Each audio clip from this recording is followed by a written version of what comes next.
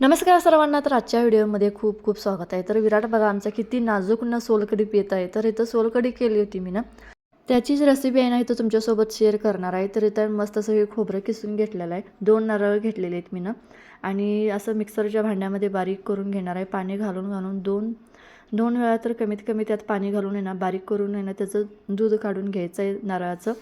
आणि दुसऱ्या लास्ट स्टेजला एक नाही त्यामध्ये मग जरा खोबरं आणि बीटरूट, आलं, मिरची, लसूण असं सगळं घालून आहे ना ते सुद्धा ना असं बारीक करून घेणार आहे. बीटरूट घातल्यामुळं आपल्या सोलकढीला मस्त असं छान कलर येतं, म्हणून मी बीटरूट वापरला इथं. आणि नंतर मग ते सगळं असं बारीक करून आहे ना असं कापडामध्ये गाळून घेऊन घेतलं ते.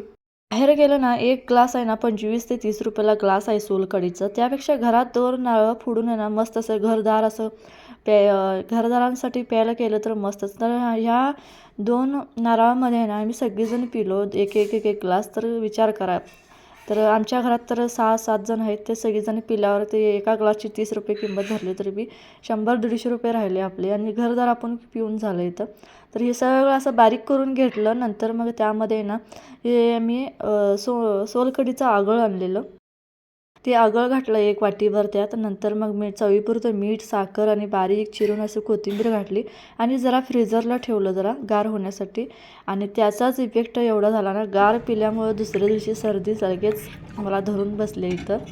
आणि मस्त असं हे सोलकढीचं आज एन्जॉय केला आम्ही सगळीजण घरातली फॅमिली मिळून.